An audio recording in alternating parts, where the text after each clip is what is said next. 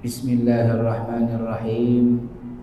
Rabbi shrah li sadri wa yassir li amri wahlul 'uqdatam min lisani yafqahu qawli wa saddid lisani wahdi qalbi bihaqqi sayyidina Muhammad.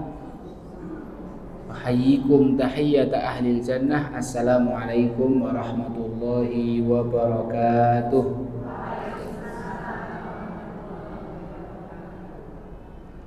Alhamdulillah wassalatu wassalamu ala rasulillah. Usi nafsi wa iyyakum bitaqwallah faqad fazal muttaqun.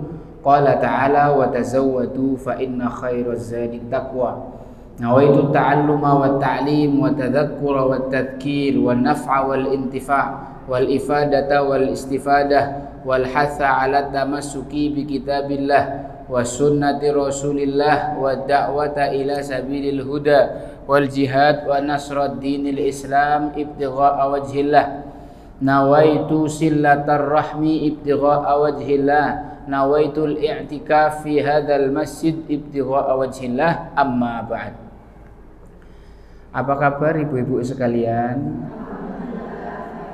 Sehat? Sudah dahar sedaya? Aman nggih? Karena katanya logika tanpa logistik itu anarkis. Biasanya orang salah paham tuh karena belum sarapan. Insya Allah semuanya sudah sarapan. Insya Allah nanti kita berapa waktu ke depan kita akan diskusi tentang ayat-ayat Allah, tentang hadis-hadis Rasulullah. Semoga pulangnya kita dari majelis ini membawa ilmu yang bermanfaat.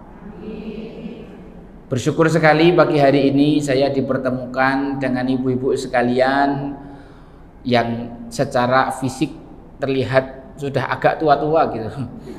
Tapi semangat belajarnya tuh kayak masih anak muda umur 17 tahun gitu kan. Masya Allah. Kok ketawa ya? Kemudian salawat dan salam kita haturkan kepada baginda kita Nabi Muhammad Sallallahu alaihi wasallam. Ahlan Bu Endro. Yang pernah mengatakan di dalam hadisnya sebaik-baik wanita adalah wanita Ansor. Para sahabiah Ansor yang tinggal di kota Madinah adalah sebaik-baik wanita kata Rasulullah. Kenapa kok wanita Ansor disebut sebagai wanita terbaik versi Rasulullah? Karena apa?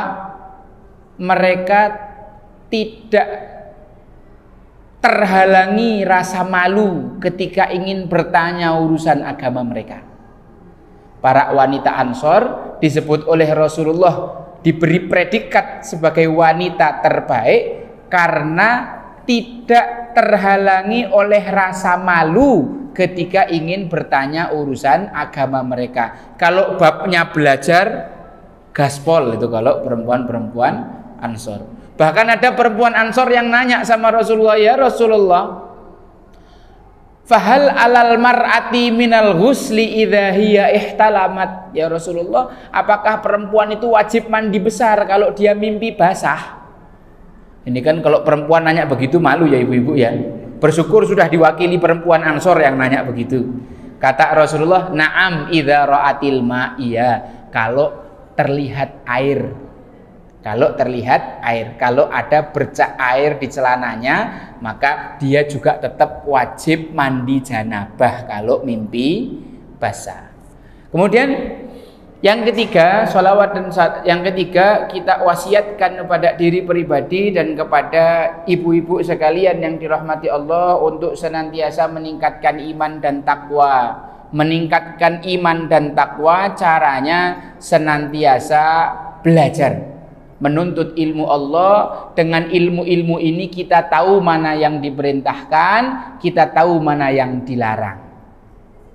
Semakin kita belajar, kita semakin tahu ini perintah bagaimana cara melaksanakannya, ini larangan bagaimana cara menjauhinya. Ala kulli hal ibu-ibu sekalian yang dirahmati Allah Subhanahu wa taala, topiknya tentang kisah cinta Zulaikha. Betul? Betul gitu ya judulnya. Ngomong-ngomong tentang cinta, Banyak orang yang salah paham dan salah dalam memaknai cinta. Banyak terjadi kemaksiatan-kemaksiatan zaman sekarang ini yang diatasnamakan cinta. Mohon maaf nggih. Sekarang ini sedang tren di kalangan artis untuk cerai dan selingkuh. Cerai dan selingkuh itu menjadi tren. Mungkin sebagian mengatasnamakan itu adalah cinta. Karena artisnya begitu, karena tokoh teladannya begitu, maka masyarakatnya, anak-anaknya juga ikut-ikutan, gitu kan. Di banyak daerah disebutkan, misalkan di daerah Ponorogo, 200 siswi SMP mengajukan keringanan untuk nikah dini karena dia hamil di luar nikah. Itu semua atas nama cinta. Cinta dipersalahkan untuk itu. Ada seorang kepala sekolah check in masuk hotel dengan seekor guru muda gitu ya. Nah, gimana? Biar kelihatan jelek gitu loh Bu ya. Nah, ternyata apa? Ketika di hotel itu kepala sekolahnya ini mati sakit jantung. Dilaporkan kepada pihak berwajib. Malu kan itu akhirnya keluarganya. Seorang guru SD pacaran sama muridnya. Anak kelas 5 SD perempuan. Kenapa anak-anak perempuan zaman sekarang? Banyak lagi kemaksiatan-kemaksiatan yang dilakukan dan diatasnamakan cinta. Apakah itu betul-betul atas nama cinta atau sebenarnya itu hawa nafsu? Jadi sebenarnya cinta ini apa? Seperti apa Islam melihat cinta?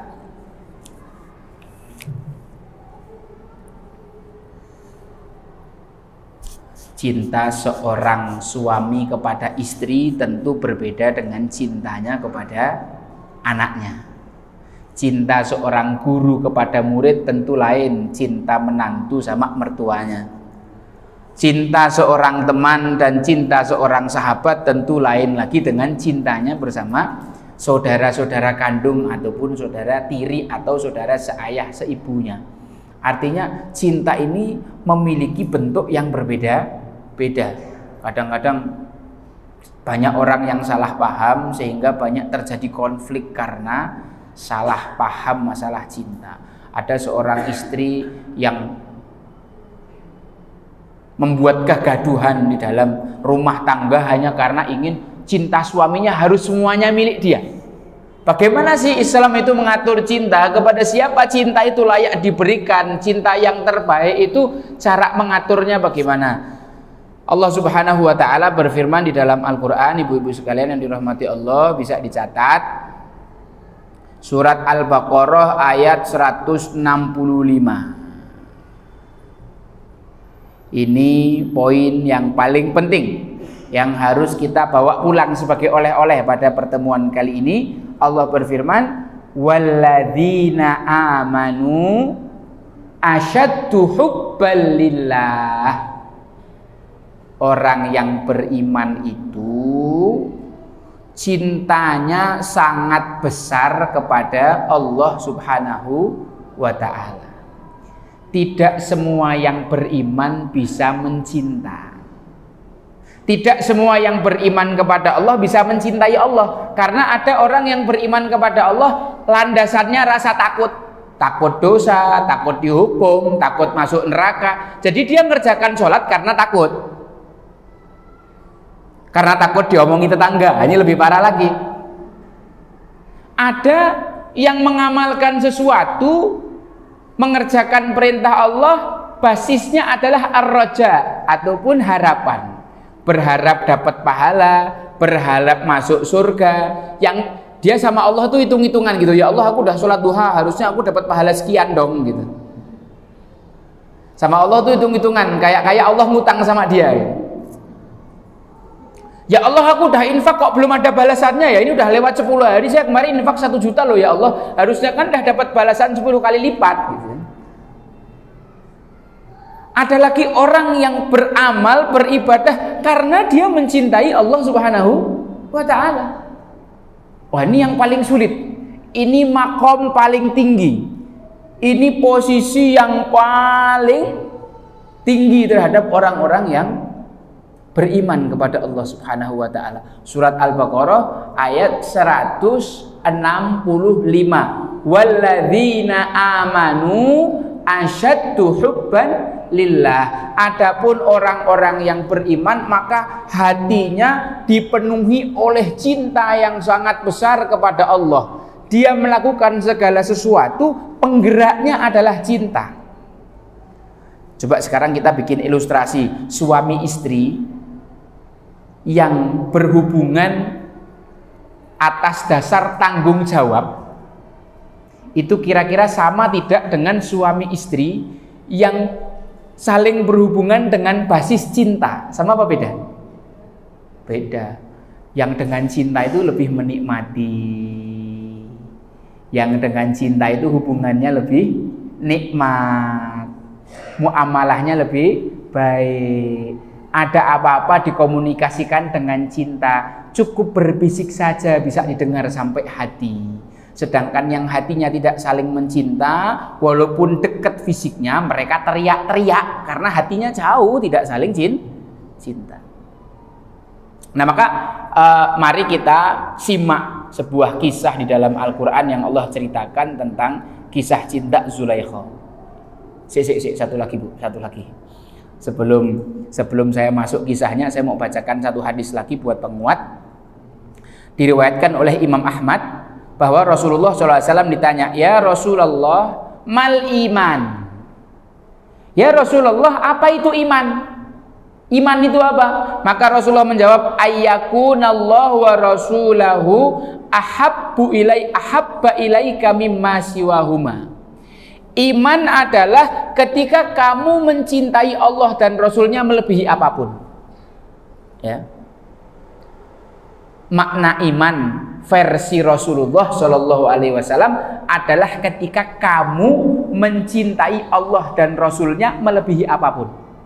Di dalam riwayat lain ada 3 golongan yang bisa merasakan manisnya iman. Salah satunya adalah ayyakunallahu wa rasulahu ahabba ilaihi mimma siwahuma, yang menjadikan Allah dan Rasulnya lebih dicintai daripada selain keduanya. Inilah orang yang merasakan kelezatan cinta, kenikmatan cinta. Karena kalau kita terlalu bergantung kepada cinta kita kepada manusia, maka kita lebih sering kecewa. Betul apa enggak? Cinta kepada orang tua, pernah kecewa? Cinta kepada anak, pernah kecewa? Cinta kepada pasangan, pernah kecewa? Tapi cinta kepada Allah, kok mantuknya mantep sekali Bu ya.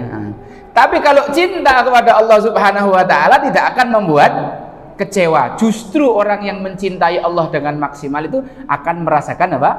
Kenikmatan hati yang terus yang nagih. Baik. Di dalam Al-Qur'an Allah Subhanahu wa taala bercerita tentang kisah Nabi Yusuf. Kalau pertemuan yang sebelumnya kan kita membahas tentang hasadnya nggih. Hasadnya Lia kepada Yusuf dan kepada ibunya. Sekarang kita akan di forum ini membahas tentang kisah cinta Zulaikha. Ketika Nabiullah Yusuf alaihi salam dimasukkan sumur oleh saudara-saudaranya, tidak lama setelah itu datang musafir. Mereka haus, mereka butuh air, mereka menemukan sebuah sumur. Mereka ulurkan timba, ketika ditarik fa'adla dalwah, ketika embernya itu ditarik, mereka kaget, kok berat sekali ini. Begitu sampai atas, mereka itu bersorak-sorak gembira. Ya busyra, hadza gulam. Oh, kabar gembira. Kita menemukan seorang anak-anak kecil, umur 7 tahun, ganteng wajahnya. Namanya Nabi Yusuf. Kemudian anak ini wa asarruhu bidha'ah, disembunyikan di dalam keranjang onta itu sebagai barang dagangan. Wallahul musta'anu ala ma tasifun. Setelah itu Nabi Yusuf dibawa dari Palestina ke Mesir. Sampai di Mesir Orang-orang ini membawa Nabi Yusuf ke pasar budak. Jazakumullah khair. Nabi Yusuf dibawa ke pasar budak, kemudian dijual. Allah ceritakan, wa syarauhu bi tsamanin bakhsin darahima ma'dudah. Nabi Yusuf itu dijual hanya dengan harga beberapa dirham saja. Bid'un itu antara 3 sampai 9. Satu dirham itu 50.000 kurang lebih. Jadi kalau Nabi Yusuf dijual paling tinggi 9 dirham, berarti harganya berapa? 450.000 saja untuk mendapatkan anak seperti Nabi Yusuf, dijual ke pasar budak. Nah, kemudian Allah perjalankan seorang menteri yang bernama Kitfir. Dia melihat di pasar budak itu ada budak yang ini kok bagus dewe rupane ini. Akhirnya dibeli sama Kitfir. Dibeli dengan harga yang berkali-kali lipat lebih mahal daripada harga jualnya. Karena ini budak terlihat istimewa sekali. Ganteng, putih. Tidak seperti budak-budak yang lain. Dibeli dengan harga yang lebih mahal, terus dibawa pulang. Sampai rumah, Yusuf kecil dihadiahkan oleh Kitfir kepada istrinya. Kitfir punya seorang istri yang sangat cantik. Bukan cantik biasa, sangat cantik. Lewat semua yang di sini ya. Namanya dalam riwayat Zulaikha, dalam riwayat yang lain Zalikha, ada yang mengatakan namanya Ra'il, ada repot. Kita pakai satu nama Zulaikha. Kita sepakati kita ngambil riwayat yang menamakan ini Zulaikha. Kalau di Bekasi ada Mpok Juleha, itu Zulaikha sebenarnya. Mpok Juleha. Nabi Yusuf dihadiahkan kepada Zulaikha sebagai hadiah, diberikan oleh suaminya sebagai hadiah. Maka oleh Zulaikha diterima dengan sangat senang hati, karena anak ini memang tampan, Nabi Yusuf memang tampan. Kemudian Nabiullah Yusuf alaihi salam ini diberi satu tempat khusus, dikasih kamar khusus. Suaminya Kitfir mengatakan kepada Zulaikha, akrimi mathwah, muliakan tempat tinggalnya. Apa pelajaran yang bisa kita ambil di sini? Kitfir sebenarnya tahu bahwa istrinya ataupun perempuan-perempuan Mesir pada waktu itu, mereka ini adalah perempuan yang terkenal gatelan. Perempuan yang dalam tanda kutip bermasalah. Perempuan-perempuan yang kurang tahu adab. Saya kasih contoh sederhana, zaman sekarang masih ada orang-orang model begini. Saya pernah suatu hari jalan sama seorang teman saya, ini ustadz juga. Kita silaturahmi ke rumah orang, karena dia sudah merasa dekat sama orang itu, ketuk pintu, assalamualaikum. Celingak-celinguk ngintip ke dalam rumah. Tidak ada jawaban. Assalamualaikum, celingak-celinguk.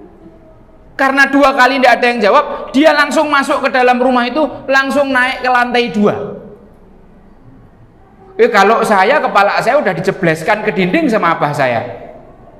Ini masuk seperti itu sekarang. Ibu-ibu bayangkan, kalau seandainya di rumah itu ada perempuan yang belum pakai kerudung gimana? Kalau ada perempuan habis keluar kamar mandi pasti pakai handuk kayak gimana? Kalau di lantai atas ada suami istri yang sedang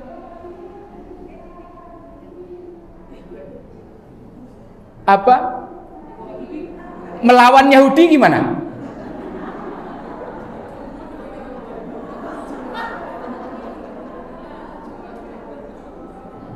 Ini maksudnya, ini maksud suaminya Zulaikha tadi, akrimi mathwah, hormatilah tempat tinggalnya. Bukan cuma sekedar dikasih tempat tinggal, tapi hormati tempat tinggalnya. Kalau kamu mau masuk, ketuk pintu dulu, jangan langsung nyelonong. Kalau kamu mau masuk, jangan kamu ngintip-ngintip ke dalam, karena permisi atau minta izin itu untuk melihat. Jadi selama belum diizinkan jangan ngelihat. Saya dulu ketika masih kecil, umur 5 tahun, silaturahmi sama abah saya ke rumah saudara sendiri. Ketika saya kayak gini, ditarik kepala saya sama abah saya, nanti matamu kalau ditusuk sama Allah pakai besi panas loh kalau kamu ngintip-ngintip rumahnya orang. Nanti kalau di rumah ada perempuan yang belum nutup aurat bagaimana? Nah, jadi Kitfir mengajarkan kepada istrinya untuk menghormati ruangannya Yusuf walaupun Yusuf ini masih kecil. Ini namanya fikih jinsiyah, pendidikan seksual. Sejak kecil kenapa kok Islam mengatur kakak adik laki-laki perempuan harus dipisahkan ranjang, ada batas tutup aurat, tidak boleh tidur satu selimut, karena ada kejadian ayah memperkosa anak, ada kejadian kakak inces sama adiknya, ada kejadian-kejadian yang lain di dalam rumah tangga rusak. Itu karena tidak ada pendidikan sejak dini tentang fikih jinsiyah, termasuk mengintip kamarnya lawan jenis walaupun itu saudara sendiri. Akrimi mathwa, muliakanlah kamarnya, asa ayyan fa'ana au nattakhidahu walada. Oke, kita singkat cerita. Singkat cerita, Zulaikha ini sangat sayang sama Nabi Yusuf. Selalu dicarikan pakaian yang paling bagus, didandani ganteng, dibedai sendirilah ibaratnya. Nanti kita akan ceritakan kisahnya betapa Zulaikha itu ketika Nabi Yusuf masih kecil, dia yang nyisir rambutnya, dia yang ngancingkan bajunya, dia yang bedai mukanya gitu, kayak anak-anak TK di sini kan sampai kandel-kandel gitu ibunya nek ngasih bedak.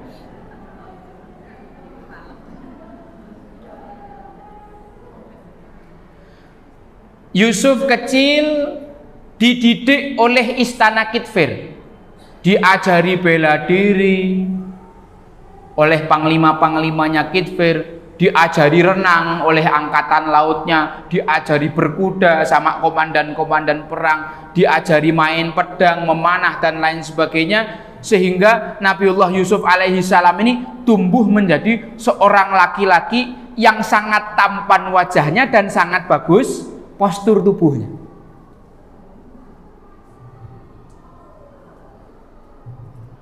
Maka Allah Subhanahu wa taala ceritakan, falamma balagha asyuddahu atainahu hukma wa ilma wa kadzalika nadzil muhsinin. Ketika Nabi Yusuf tumbuh sampai usia balik, beliau menjadi orang yang sangat berilmu dan ahli hikmah. Bukan cuma ganteng wajahnya, bukan cuma bagus postur fisiknya, tapi juga cerdas, berilmu dan juga bijaksana di usia yang masih muda, 17 atau 20 tahun. Saya sering cerita sama anak-anak yang seumuran sama saya, kecantikan atau ketampanan itu tidak harus selalu dari luar. Ada namanya inner beauty, kecantikan di dalam diri. Ada orang yang secara wajah sederhana aja, tapi senyumnya itu bisa bikin orang jatuh hati. Ada orang yang secara penampilan fisik biasa saja, tapi ilmunya itu kalau dijelaskan bisa membuat orang jatuh cinta. Ada orang yang sudah ilmunya bagus, ketika dia menyampaikan sesuatu, dia punya pengalaman-pengalaman yang sangat banyak yang membuat orang itu jadi jatuh cinta terhadap kecantikan-kecantikan semacam ini, namanya inner beauty. Kecantikan di dalam diri. Bisa bayangkan Nabi Yusuf itu ganteng wajahnya, inner beauty-nya juga memancar luar biasa, karena di usia baliknya itu Nabi Yusuf dibekali oleh Allah dengan dengan ilmu dan hikmah. Jadi ibu-ibu kalau pingin nanti anaknya suatu hari jadi orang yang besar, jadi orang yang dicintai masyarakat, modalnya adalah ilmu dan hikmah. Karena kalau punya duit tapi bodoh, repot. Dikasih warisan 1 miliar tapi tidak punya ilmu, dalam waktu sekian waktu aja habis dipakai buat judi. Tapi kalau anak itu diwarisi ilmu dan hikmah, walaupun tidak ditinggali duit, dia akan bisa mendapatkan lebih banyak daripada yang tidak punya ilmu dan hikmah. Atainahu hukman wa ilma wa kadzalika nadzil muhsinin. Seperti itulah Allah membalas orang yang selalu berbuat baik. Orang yang selalu berbuat baik sama Allah belum tentu dibalas pakai duit, belum tentu dibalas dengan materi-materi dunia. Tapi orang yang selalu berbuat baik diberikan oleh Allah Subhanahu wa taala itu ilmu dan hikmah. Maka Allah ceritakan di ayat berikutnya, wa rawadathu allati huwa fi baitiha an nafsihi wa ghallaqatil abwaba wa qalat haytalak qala ma'adallah innahu rabbi ahsana mathwaya innahu la yuflihudz zalimun. Warawadathu, dan menggoda dia Yusuf. Siapa? Allati huwa fi baitiha, perempuan yang ada di rumah itu, maksudnya Zulaikha. An nafsihi, Yusuf digoda untuk melakukan perbuatan yang tidak senonoh, yaitu zina. Wa ghallaqatil abwab, maka si perempuan itu menutup semua pintu. Wa qalat haytalak, dia mengatakan ayo mari sini.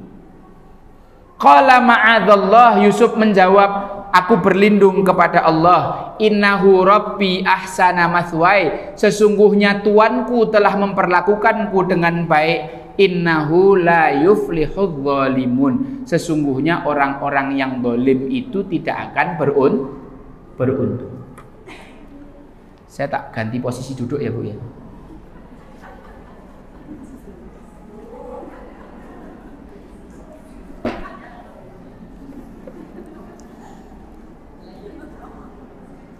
Lanjut. Rawada yurawidu itu artinya menggoda. Kalau diterjemahkan ya menggoda begitu saja. Tapi kalau diterjemahkan di dalam bahasa Arab, orang yang menggoda terus-menerus setiap hari secara konsisten. Rawada yurawidu artinya orang yang menggoda setiap hari terus-menerus secara konsisten. Gimana nggak gatel coba Zulaikha ini? Ganteng, pinter, suaminya impoten, di rumah cuma berdua sama Yusuf, rumahnya besar kayak istana, memang itu istana. Di tengah-tengah rumahnya Zulaikha ini ada sebuah ruangan yang sangat besar, dindingnya lapis 7, setiap dinding ada 7 pintu. Ini sebenarnya ruang pertahanan. Kalau nanti istana itu diserang musuh, maka mengamankan pemilik rumah di ruangan itu. Yang di luar tidak akan bisa masuk karena juga dijaga, yang di dalam tidak bisa keluar asalkan dikunci. Lawang diceritakan nanti perempuan-perempuan Mesir itu hanya melihat Nabi Yusuf sekali. Mereka itu ngoncai jeruk sampai nguliti jari tangan mereka tuh, mereka tidak terasa saking gantengnya Nabi Yusuf. Apalagi Zulaikha yang melihat setiap hari. Kira-kira wajar enggak kalau dia kepencut sama Nabi Yusuf? Wajar sekali. Maka diceritakan sama Allah, wa rawadathu allati huwa fi baitiha, terus menggoda ini Zulaikha, entah dikedepi. Yusuf, apa kabar Yusuf? Loh, memang begitu kan, enggak ada orang tiba-tiba zina itu, enggak ada. Awalnya assalam summal kalam wassalam terakhir. Pertamanya salam dulu, terus kalam-kalam, ngomong minta nomor chattingan, nanti ujung-ujungnya nggak ada tiba-tiba orang ketemu langsung zina. Ada orang soleh diajak, ayo zina, diajak sama iblis, nggak mungkin mau. Tapi zina itu berproses, maka dilarang sama Allah Subhanahu Wa Taala, wala taqrabuz zina, kamu jangan coba-coba mendekati zina. Banyak kasus selebek, suami istri sudah punya anak 7, selingkuh istrinya gara-gara habis ketemuan reuni SMA. Loh, ini kisah nyata, ini yang menceritakan adalah orang terdekat saya. Emak-emak sudah punya anak 7 tuh loh, celepek sama mantannya SMA zaman dulu. Dimulai dari grup SMA, ini orang-orang tua ini kenapa sih? Chattingan japri-japrian, wal akhir check in. Suaminya tahu, ngamuk, dicerai akhirnya. Maka berhati-hatilah, ndak ada kata aman ibu-ibu. Setan itu akan terus menggoda. Semakin besar level yang dihadapi, maka setan yang datang itu semakin tinggi. Karena kalau setan ngajak orang minum khamar, ngajak orang korupsi, itu ndak terlalu dihargai sama iblis. Tapi kalau sampai ada setan bisa memisahkan rumah tangga seorang, wah ini kau istimewa kata iblis. Sini, kasih mahkota. Ini istimewa ini, karena berhasil memisahkan rumah tangga seseorang. Maka Allah mengatakan wala taqrabuz zina, jangan sekali-kali kamu mendekati zina. Maka ibu-ibu hati-hati ya Bu, kalau anak-anaknya pada pegang HP di rumah itu loh. Awalnya cuma gara-gara ketemu sama temen game online, chattingan, apalagi yang sengaja Ome TV itu loh. Tahu Bu Ome TV? Vicky Naki. Sampai ketemu sama perempuan Turki itu loh. Nah, itu hati-hati ibu-ibu sekalian yang dirahmati Allah. Jangan biarkan anaknya masuk terjerumus dalam lubang perzinahan. Hati-hati. Itu tidak terjadi begitu saja. Itu karena akumulasi yang didiamkan. Chattingan yang terus berkelanjutan sampai akhirnya terjadilah. Zulaikha pun begitu, ketika menggoda Nabi Yusuf itu tidak langsung, maksudnya digoda langsung mau, pasti itu proses panjang, dikedepi, disenyumi, ditanya apa kabar Yusuf, sehat, udah makan, assalamualaikum ukhti, sudah makan apa belum, sudah mandi apa belum, udah berak apa belum, banyak macam-macam. Ini besok ada pengajian loh di Masjid Syuhada yang isi Ustadz Ja'far, ayo berangkat bareng, udah ada bawa barengannya belum, nanti saya bawa mobil loh. Nah, bareng akhirnya.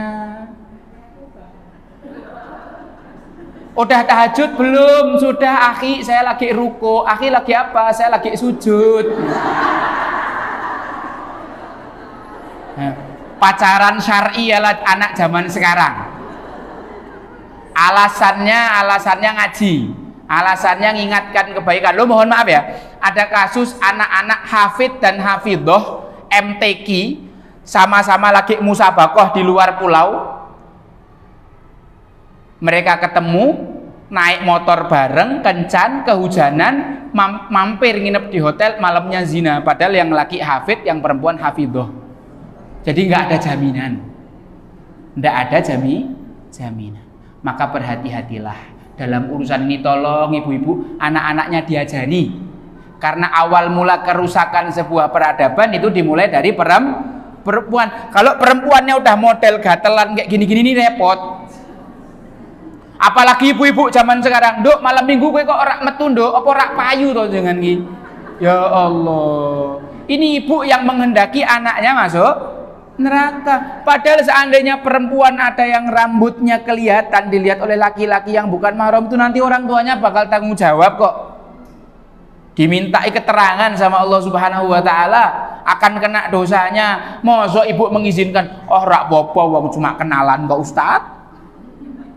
Masa ibu mengizinkan anak-anak perempuannya disentuh sama laki-laki liar yang nggak jelas kayak gitu itu? Yang boleh nyentuh itu yang serius, yang datangnya itu khitbah. Jangan sembarangan, karena coklat Silver Queen itu bungkusnya berlapis-lapis. Yang bisa makan yang punya duit. Kalau coklat di pinggir jalan yang 500-an enggak pakai bungkus, tangan siapapun boleh megang, boleh ngicipi. Kenapa tuh kok di dalam Islam repot-repot banget sih peraturan nggak boleh nyentuh tangan non mahram? Loh, sekarang Ratu Elizabeth, Ratu Inggris itu kira-kira tangannya boleh dicium semua orang apa enggak? Siapa yang boleh nyium? Ya hanya orang-orang tertentu. Kenapa? Dia ratu. Di dalam Islam semua perempuan dianggap ratu. Maka enggak semua tangan laki-laki boleh megang. Hanya yang serius datang melamar itu yang diperbolehkan. Ini kira-kira bisa dipahami enggak ibu-ibu sampai sini?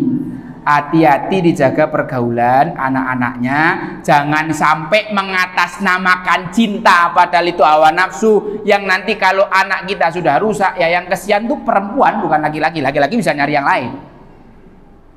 Sudah rusak kehormatan perempuan itu, rusak pula kehormatan keluarga itu, nanti yang repot kita sendiri.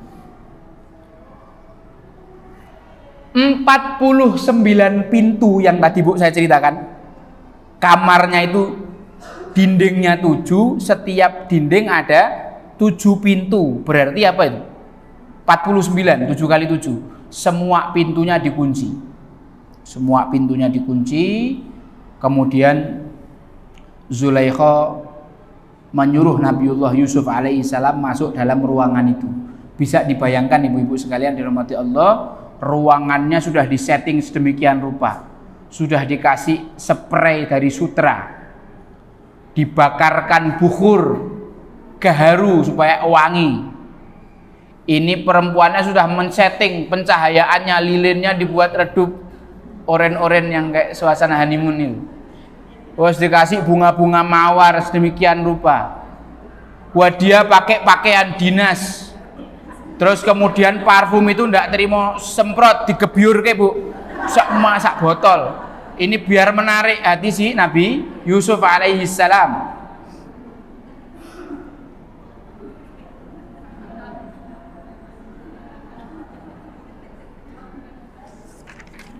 Lalu Zulaikha mengatakan, "Hai talak, ayo ke sini."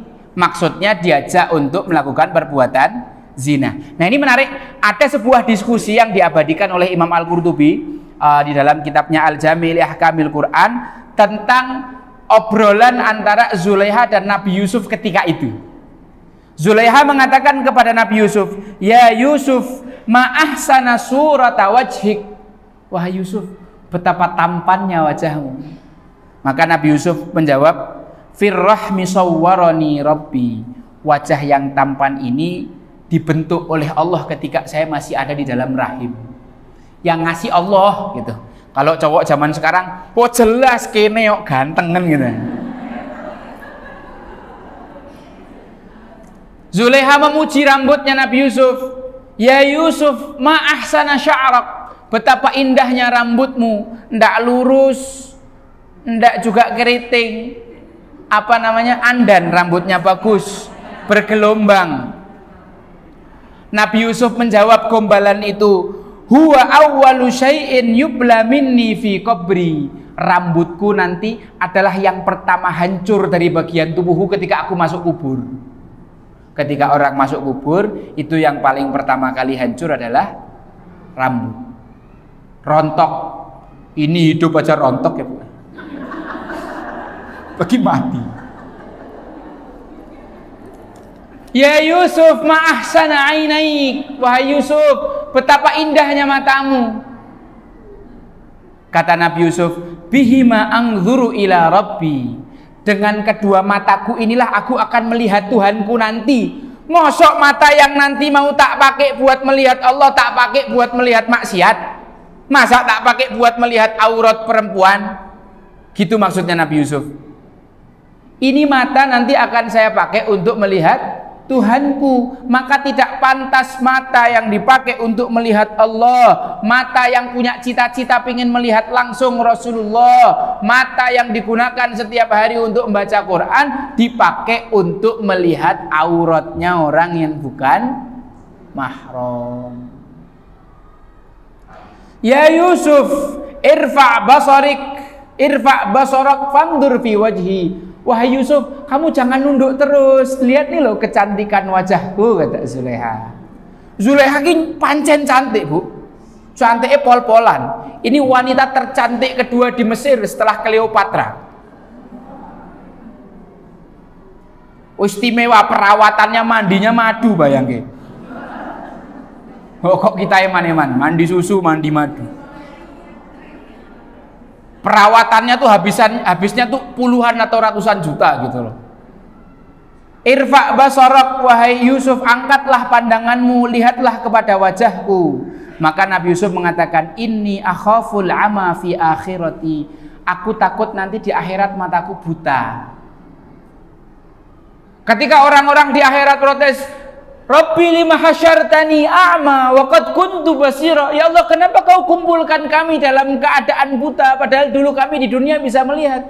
Qala kadzalika atatka ayatuna fanasitaha. Bukankah kami dulu telah memperingatkan kamu dengan ayat-ayat kami, tidak boleh ini, tidak boleh itu, tapi kamu melanggar. Jangan sampai mata kita nanti dalam keadaan buta ketika kita dikumpulkan oleh Allah di yaumil mahsyar. Na'udzubillah summa na'udzubillah.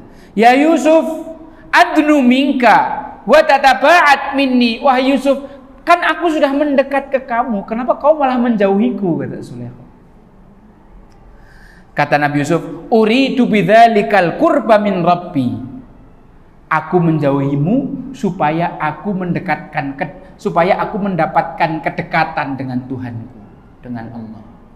Orang yang menjauhi maksiat sejatinya dia sedang mendekat kepada Allah. Orang yang mendekati maksiat sejatinya dia sedang menjauh daripada Allah Subhanahu wa ta'ala. Jawaban Yusuf sangat politis semuanya. Ya Yusuf, alqaitun farashtuka laka fadkhul ma'i. Wahai Yusuf, lihatlah spray dari sutra yang sudah aku bentangkan untuk kita nikmati bersama. Ayolah kita nikmati barang sejenak. Qala alqaitun la yasturuni min rabbi. Sesungguhnya spray dari sutra itu tidak bisa menutup pandangan Tuhanku padaku. Inilah mental seharusnya orang yang ketika mau melakukan maksiat. Maksiat apapun yang kita lakukan, mau di balik tembok, mau ngumpet di hotel, mau di bawah selimut, tetap Allah Subhanahu wa ta'ala bisa melihat. Apa ndak malu orang-orang begini? Inilah hakikat cinta ibu-ibu sekalian yang dirahmati Allah, kecintaan Yusuf kepada Tuhannya. Walaupun cewek ini sangat layak untuk dicintai dan dinikmati, tapi Yusuf lebih memilih cinta Tuhannya. Ya Yusuf, firashul harir qad farashtuhu lak kum faqdi hajati. Wahai Yusuf, ayo ini kasur empuk sudah aku siapkan, ayo tunaikan kebutuhanku, katanya. Tunaikan kebutuhanku. Kemudian Yusuf mengatakan, idzan yadhhabu minal jannati nasibi. Kalau aku lakukan zina ini denganmu di dunia, maka nanti jatahku dengan para bidadari surga akan dikurangi oleh Allah Subhanahu wa ta'ala. Laki-laki yang punya kesadaran tembus sampai akhirat lebih milih menikmati yang halal ketimbang terhalang dari yang halal. Di surga kita bisa menikmati 1, 2, 3, 4, 72 bidadari tanpa cemburu. Wah, ini berat materi ini. Lanjut. Ila ghairi dzalika min kalamiha wa huwa yuraji'uha ila an hamma biha. Gombalan-gombalan ini terus dilayangkan Zulaikha kepada Yusuf. Jamaah yang dirahmati Allah, Nabi Yusuf adalah manusia biasa.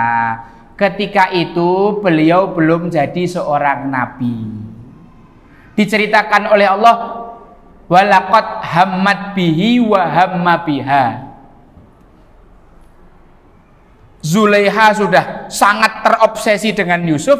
Yusuf pun mulai menginginkan Zulaikha karena terus didesak, karena terus ditempel. Kamarnya sudah terkunci semua, Nabi Yusuf tidak bisa kemana-mana. Zulaikha sudah melepaskan pakaiannya. Sampai-sampai diceritakan para ulama tentang tafsiran ayat ini, Nabi Yusuf sudah mulai melepaskan bajunya, Nabi Yusuf sudah mulai melepaskan celananya. Bahkan dalam satu riwayat, posisi Yusuf sudah berada di antara kedua paha Zulaikha.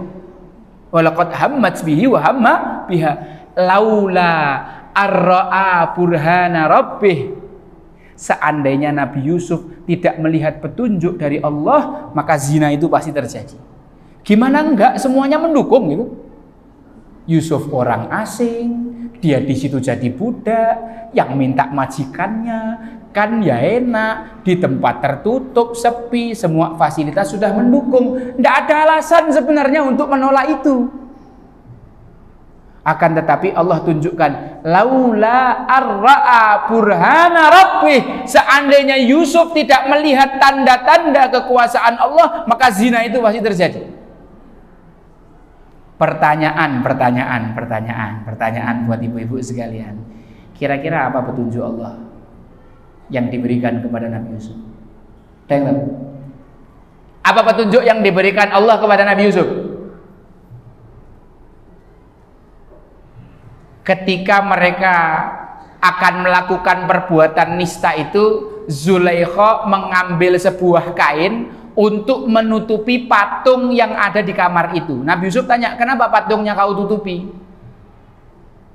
Aku malu kalau dilihat Tuhanku sedang melakukan perbuatan nista. Nabi Yusuf, tentu aku lebih malu karena Allah Subhanahu wa ta'ala yang bisa melihat aku. Itu petunjuk yang disebutkan oleh para ulama, petunjuk pertama. Ada lagi yang mengatakan petunjuk yang ditunjukkan oleh Allah Subhanahu wa taala di langit, di atap-atap, mohon maaf, bukan di langit, di atap, di langit-langit kamar itu ada tulisan yang dilihat Nabi Yusuf, wala taqrabuz zina innahu kana fahisyatan wa maqtan wa sa'a sabila. Nabi Yusuf dikasih petunjuk sama Allah Subhanahu wa taala. Ada riwayat lain lagi yang mengatakan bahwa petunjuk yang ditunjukkan Allah kepada Nabi Yusuf adalah tiba-tiba ketika Nabi Yusuf sudah posisi on fire itu, tapi belum. Nabi Yusuf melihat wajah ayahnya di tembok, memperingatkan kepada Nabi Yusuf, wahai Yusuf, namamu akan ditulis di deretan nama para nabi. Apakah pantas perbuatan nista ini dilakukan oleh seorang calon nabi? Lalu mana pendidikan yang selama ini kuberikan padamu? Ini pelajaran terbaik yang bisa kita ambil pada kesempatan kali ini. Pendidikan orang tua, ibu atau ayah kepada anaknya itu bisa menjadi satu tameng yang kuat ketika anak itu mau melakukan maksiat. Seorang ayah yang baik, seorang ibu yang baik, soleh dan solihah, alim dan alimah, membekali anaknya dengan ilmu dari keluarga yang terhormat. Ketika anak itu menghendaki melakukan perbuatan nista, maka insya Allah pendidikan yang diberikan orang tua itu menjadi tameng untuk tidak melakukan perbuatan buruk. Itulah kenapa kadang-kadang kita nemu di kota Jogja yang sudah parah perzinaannya ini, masih ada orang-orang yang bisa istiqomah hidup tanpa pacaran, perempuan-perempuan soleha yang tetap tidak pacaran. Oh, ternyata rahasianya adalah pendidikan orang tua. Singkat cerita, Nabi Yusuf alaihi salam melarikan diri karena itu ilham dari Allah Subhanahu wa taala. Allah bilang sama Nabi Yusuf, Yusuf lari, akan aku bukakan semua pintunya. Maka Nabi Yusuf lari. Begitu lari dikejar sama Zulaikha. Memang seperti inilah cara menghadapi perempuan yang sedang dimabuk cinta. Jangan diladeni, tinggal lari, blokir nomornya langsung. Dikejar sampai akhirnya tertangkap itu sama Zulaikha. Baju Nabi Yusuf, saking kuatnya Zulaikha ini, udah cantik kuat pula dia, tarik sampai sobek bajunya. Lalu ketika pintu terakhir terbuka, suami Zulaikha atau Kitfir sudah ada di depan pintu. Wastabaqal baba wa qaddat qamisahu min duburin wa alfaya sayyidaha latal bab. Sampai di depan pintu ternyata suaminya Zulaikha sudah ada di depan situ. Istrinya pakai baju dinas, budaknya menggeh-menggeh, keringetan habis lari. Apa yang ada di pikiran suaminya? Loh, ini kok ada budakku sama istriku di ruangan ini? Kok bau wangi parfum? Kok pakaian istriku semacam ini? Kok sama budakku? Kira-kira yang ada di kepala suaminya apa itu? Wah, ini parah ini.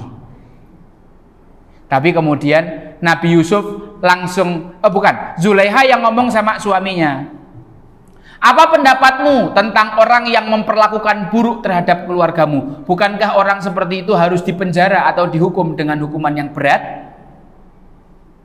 Maka Nabi Yusuf mengatakan, membela diri, hiya rawadatni an nafsi, dia yang menggoda saya. Kadang-kadang ada orang salah karena dia merasa sebagai orang terhormat, dia malu mengakui kesalahannya, maka dia playing victim. Dia menyalahkan orang lain, memaksakan orang lain yang terlihat salah di depan orang banyak.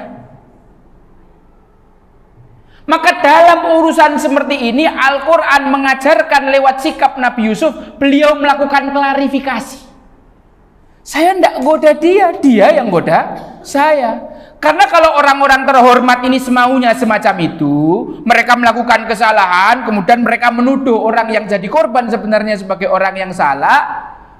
kemudian kebenaran tidak bersuara, maka sampai selamanya kesalahan itu ya akan tertutupi. Karena memang seperti itulah orang-orang yang tinggi, orang-orang yang mulia, para pemilik kekuasaan. Kalau ada skandal di antara mereka, itu harus ditutupi untuk menjaga nama baik keluarga mereka. Maka Al-Quran mengajarkan Yusuf membela diri. Kemudian ada saksi, saksinya itu anak kecil, bayi. Kalau bayi kan tidak bisa ngomong, barusan lahir kemarin. Lalu atas kuasa Allah bayi itu dibuat ngomong. Kalau bajunya sobek di belakang, berarti Zulaikha yang salah. Kalau bajunya sobek di depan, berarti Yusuf yang salah. Setelah dilihat ternyata sobeknya di belakang. Maka Kitfir, suaminya Zulaikha, mengatakan, Yusufu a'rid an hadza. Yusuf, lupakan kejadian ini. Anggap aja tidak ada. Seperti itulah karakter para pemilik kekuasaan. Anggap aja nggak ada. Wastaghfiri li dzambik. Tapi Kitfir ini jujur, dia ngomong sama istrinya, kau istighfar sama Allah, kamu yang salah. Innaki kunti minal khati'in. Kamu yang salah. Akan tetapi diceritakan dalam riwayat, dalam rangka untuk menutupi malu keluarga ini, maka Nabi Yusuf tetap dihukum, dijebloskan ke dalam penjara untuk menutupi kesalahan mereka. Nabi Yusuf dinaikkan sebuah keledai sambil diikat dan dipecut, kemudian diumumkan, inilah nasib orang yang berbuat buruk terhadap majikannya. Memang seperti itulah para penguasa. Mereka merasa memiliki kekuasaan untuk mendolimi orang. Ketahuilah ibu-ibu sekalian yang dirahmati Allah, pernah suatu hari Rasulullah Shallallahu Alaihi Wasallam berdoa, ya Allah. Kalau Rasulullah doa itu dikabulkan enggak kira-kira? Mustajab apa enggak? Ya Allah, siapapun yang memimpin urusan umatku, lalu dia mempersulit urusan umatku, persulit semua urusan dia ya Allah. Ya Allah, siapa yang memimpin umatku lalu bersikap lembut kepada mereka, mudahkan segala urusannya ya Allah. Maka berhati-hatilah orang-orang yang memegang amanah sebagai pemimpin, jangan berbuat zalim kepada orang yang ada di bawahnya. Seperti itulah akhirnya Nabiullah Yusuf alaihissalam di penjara. Waktu sudah mau habis, kisah baru setengah. Dipercepat. Singkat cerita, Nabi Yusuf di penjara selama beberapa tahun. Ada yang bilang 13 tahun, ada yang bilang sampai 20 tahun di penjara karena itu. Tapi penjara lebih baik menurut Nabi Yusuf, karena ternyata di penjara itu beliau mempersiapkan tim. Semua penghuni penjara itu menjadi timnya Nabi Yusuf nanti ketika beliau jadi menteri, untuk menghadapi para pengkhianat yang ada di dalam kerajaan. Singkat cerita, Nabi Yusuf berhasil menerjemahkan mimpi raja, maka Nabi Yusuf diizinkan untuk keluar dari penjara. Bukan hanya itu, setelah terbukti ternyata Nabiullah Yusuf tidak bersalah, maka Nabi Yusuf diangkat menjadi seorang menteri. Zulaikha sendiri yang mengakui. Ketika Nabi Yusuf ditawari, ayo kamu keluar dari penjara, Nabi Yusuf bilang, tidak mau saya keluar dari penjara, kecuali bapak Fir'aun tanya sama perempuan-perempuan yang dulu ngiris tangannya itu, tanyakan tentang kejadian saya. Nabi Yusuf tidak mau keluar dalam keadaan namanya masih belum bersih.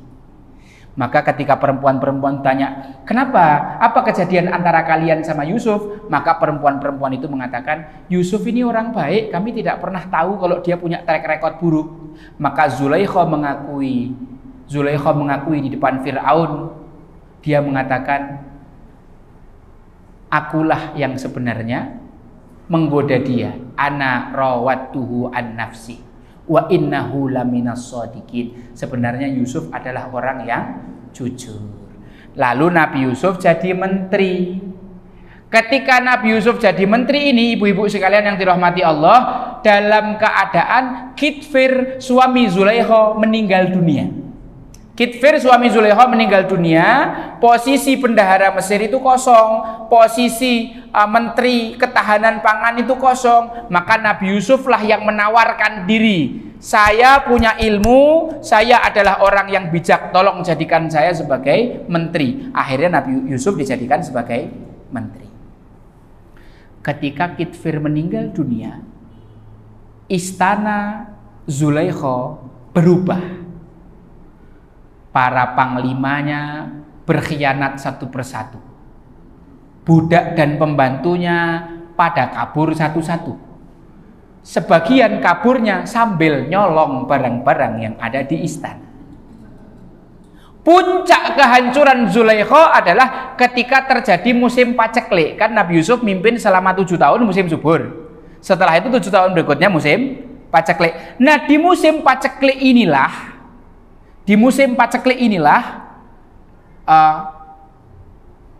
orang-orang kan pada butuh makan ya ibu-ibu ya.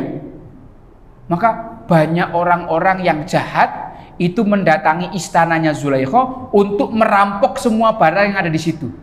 Semua pembantunya keluar, semua budaknya kabur, dan Zulaikha itu terlunta-lunta menjadi seorang wanita tua yang tidak bisa memanage lagi rumahnya, tidak punya pembantu sama sekali kecuali satu orang yang masih setia sama dia.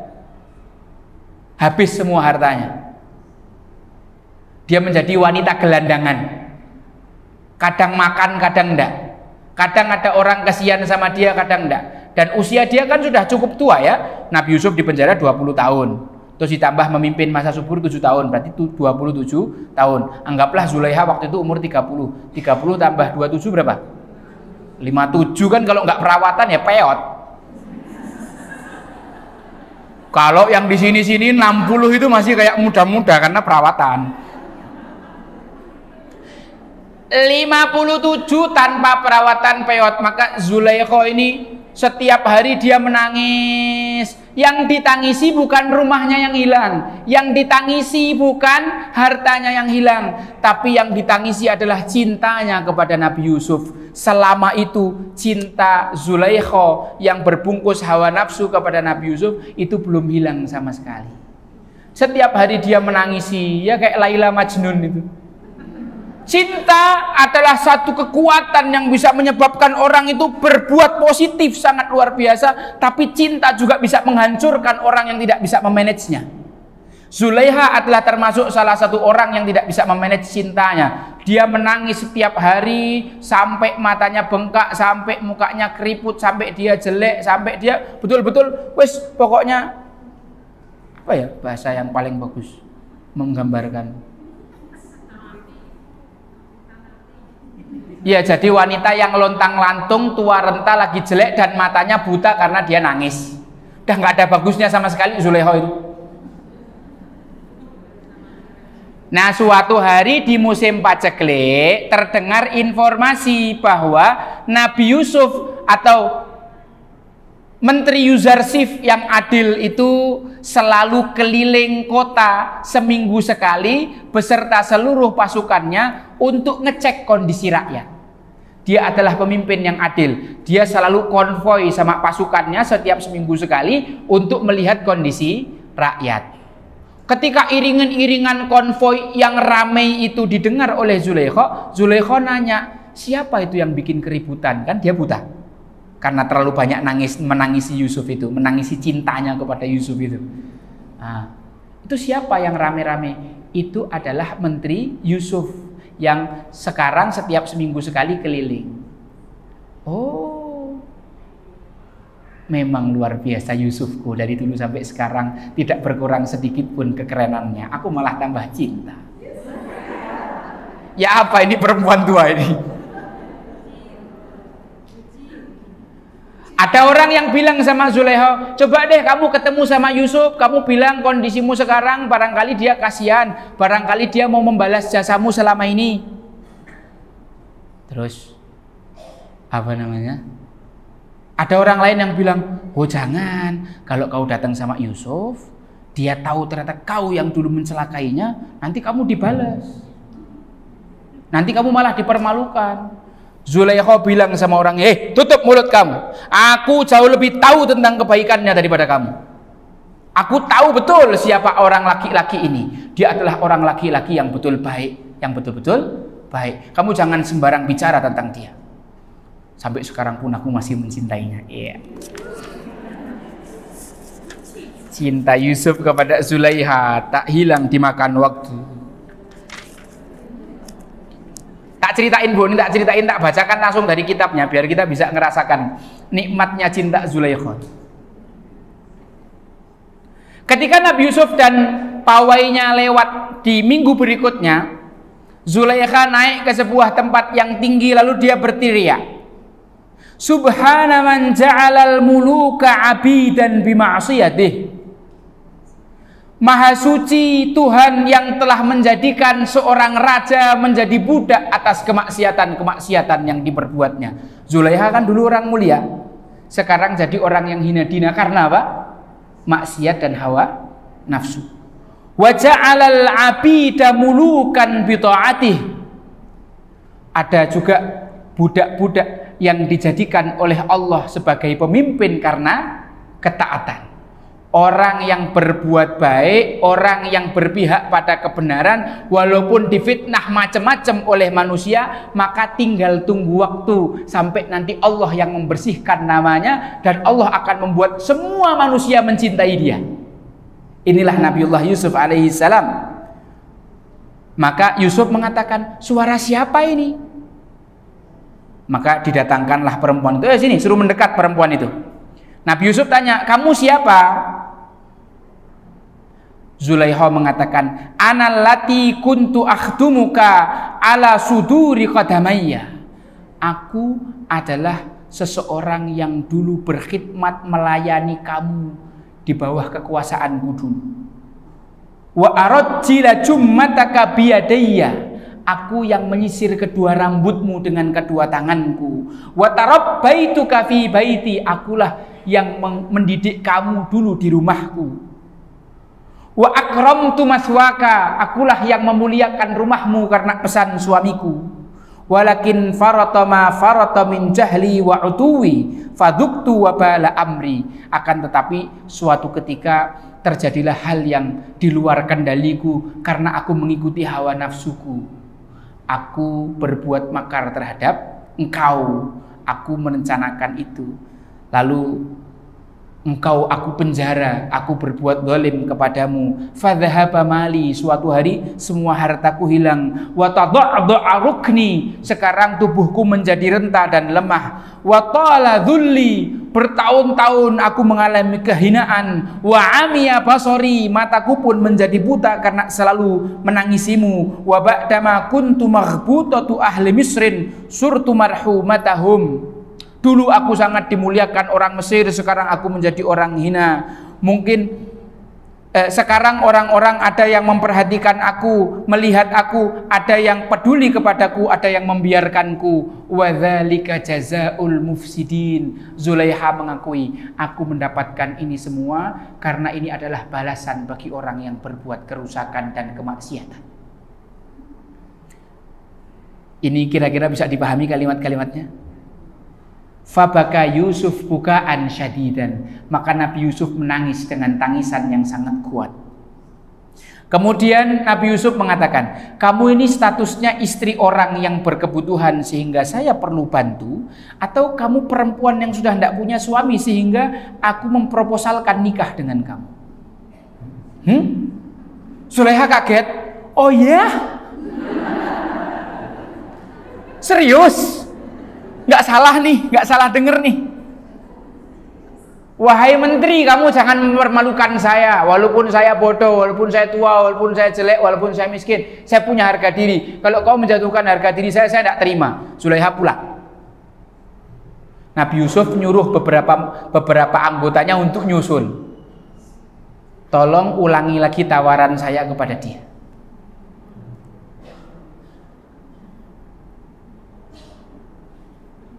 Kemudian menterinya, utusannya tadi menyampaikan, kamu mau ndak nikah sama Yusuf? Kemudian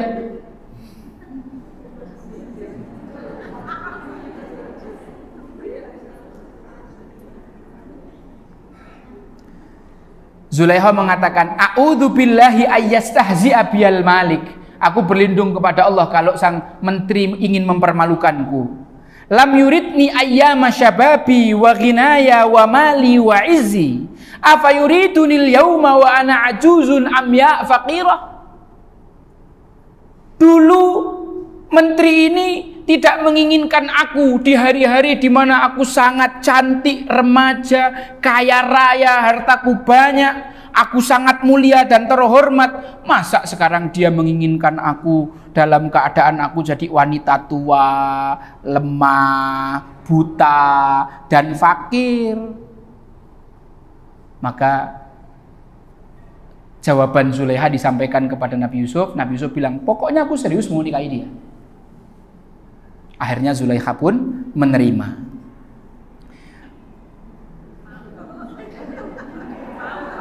Mau dong. Itu Nabi Yusuf dalam keadaan sudah punya istri yang lain. Ya, sudah punya istri yang lain. Dari istri yang lain punya anak dua, namanya Ifrothim dan Manja. Nah, kemudian Nabi Yusuf menikah lagi dengan Zulaikha. Dalam keadaan Zulaikha peot. Tapi Nabi Yusuf menikahi Zulaikha ada banyak maksud dan hikmah. Karena Allah ingin mengobati sakit yang diderita oleh Zulaikha. Dia menderita selama ini karena cintanya kepada Yusuf. Dia sangat mencintai kekasihnya, cuma cintanya itu kalah sama hawa nafsunya.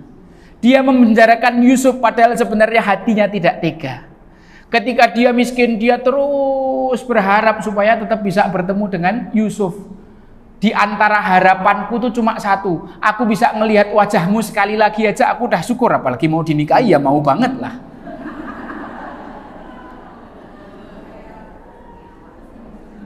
Maka dalam rangka menunjukkan mukjizatnya, Nabi Yusuf waktu itu berhadapan dengan para pendeta-pendeta yang selalu ingin mengkudeta beliau dari kepemimpinan. Maka salah satu mukjizat yang ditunjukkan oleh Nabi Yusuf kepada pendeta-pendeta itu, Nabi Yusuf menikahi Zulaikha dalam keadaan peot. Lalu di hadapan pendeta-pendeta yang kafir ini, Nabi Yusuf mengatakan, kira-kira kalian bakal beriman tidak? Kalau aku sembuhkan matanya yang buta, kalau aku perbaiki kondisi fisiknya, baik, kami akan beriman. Siap? Siap. Maka tantangan itu dibuktikan. Gamisnya Nabi Yusuf ditaruh untuk nutupi wajahnya Zulaikha. Ketika gamisnya ini diangkat dan dibuka, mata Zulaikha kembali normal, bahkan lebih jernih daripada sebelumnya. Kemudian wajahnya, fisiknya menjadi jauh lebih cantik ketimbang hari di mana Zulaikha menggoda Nabi Yusuf. Sampai akhirnya Nabi Yusuf yang jatuh cinta sama Zulaikha.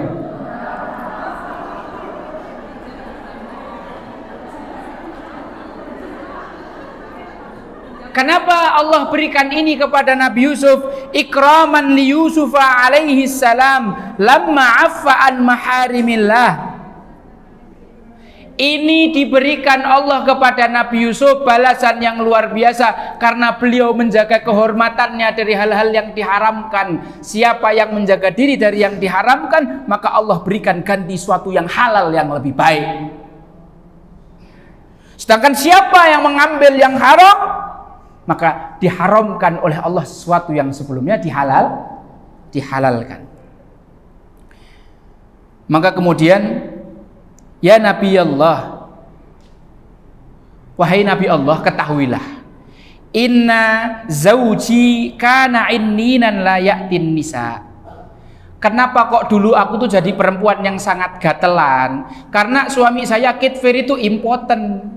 Dia tidak mendatangi wanita. Ya maklum dong Nabi, aku ki yo ayu. Yo kowe ganteng neng omahku, ya apa? Wa kunta anta minal husni wal jamal bima la yusaf. Dan bagaimana mungkin aku bisa menahan cintaku padamu sedangkan kau itu adalah seorang laki-laki yang sangat indah dan tampan sampai tak tersifatkan, tak terbahasakan. Tolong maafkan aku.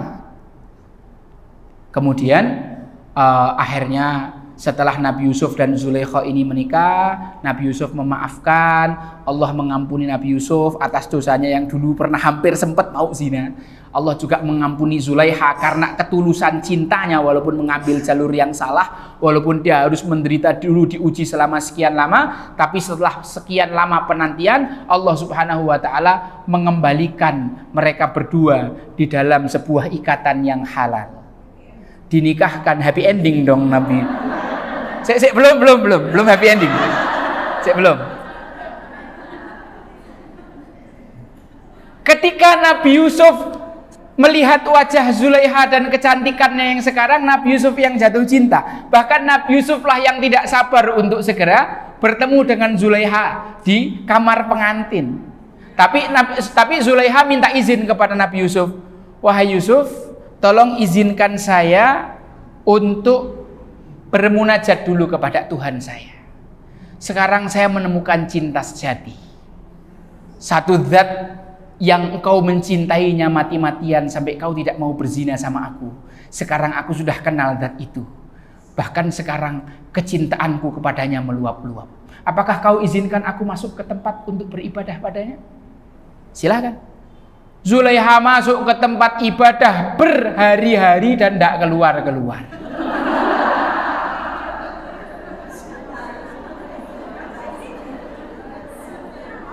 Nabi Yusuf bilang, sekarang aku yang pengen, kenapa kau tidak keluar-keluar? Apa jawaban Zulaikha? Ibu-ibu, ini inti materi kita. Lima dzuktu mahabbatallahi ta'ala syaghalani dzalika an kulli syai. Ketika aku sudah mengenyam manisnya cinta kepada Allah, maka cinta ini menyibukkanku dan melenakanku terhadap urusan lainnya. Kira-kira bisa paham tidak ini? Inilah hakikat cinta kepada Allah Subhanahu wa ta'ala. Maka saya ngomong sama istri saya itu, cinta saya yang pertama bukan ke kamu. Bahkan yang kedua pun bukan ke kamu. Yang ketiga pun bukan ke kamu. Yang keempat pun bukan kamu nomor 5. Cintaku pertama kepada Allah, cintaku kedua kepada Rasulullah, cintaku ketiga pada perjuangan Islam, cintaku keempat pada keluargaku, abi dan umiku, baru kau nomor 5. Cuma model cintanya beda-beda. Cintaku kepada Allah lain bentuknya, kepada Rasul lain bentuknya, kepada orang tua lain bentuknya. Kau tidak perlu cemburu. Kalau kau bisa menyebabkanku lebih cinta kepada Allah dengan menikah denganmu, kau membuatku semakin cinta pada Rasulullah, kau membuatku semakin cinta pada perjuangan dan keluargaku, kau tetap nomor 5, tapi cintaku padamu istimewa. Karetnya 2. Karetnya 2. Ibu-ibu yang dirahmati Allah, saya tutup dengan satu kisah yang barusan saya dengar kemarin sore dari guru saya, Al-Habib Habibi Al-Attas, murid daripada Habib Taufik As-Segaf. Beliau mengatakan begini, Khalifah Umar bin Abdul Aziz ketika dilantik menjadi seorang pemimpin, malam harinya semua wanita di rumahnya menangis.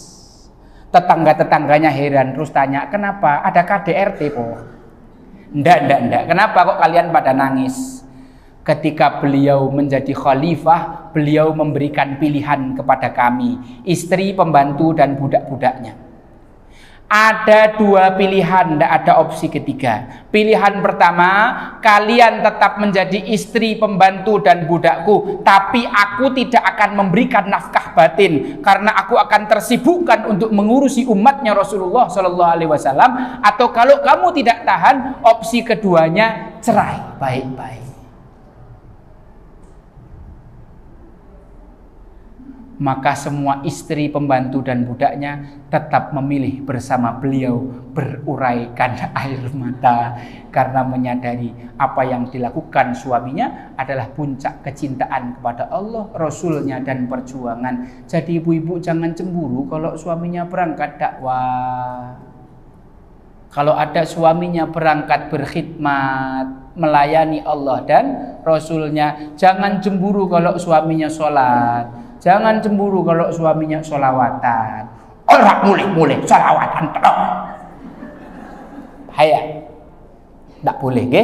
Cinta ada tempatnya. Masing-masing cinta itu berbeda. Kita lanjutkan pada episode berikutnya. Nanti kita akan bahas lagi beberapa hal yang kelewatan, belum sempat terbahas pada episode yang akan datang, tentang bagaimana kita mengetahui kaidah-kaidah cinta, ilmu-ilmu tentang cinta. Karena semakin kita tahu ilmunya, kita lebih nikmat dan merasakan kelezatan dalam mencinta. Barakallahu li wa lakum fil Qur'anil azim wa nafa'ani wa iyyakum bima fihi minal ayati wadh-dzikril hakim wa taqabbala minni wa minkum tilawatahu innahu huwal ghafurur rahim. Akhiru da'wana anil hamdulillahi rabbil alamin. Tsumma assalamu alaikum warahmatullahi wabarakatuh.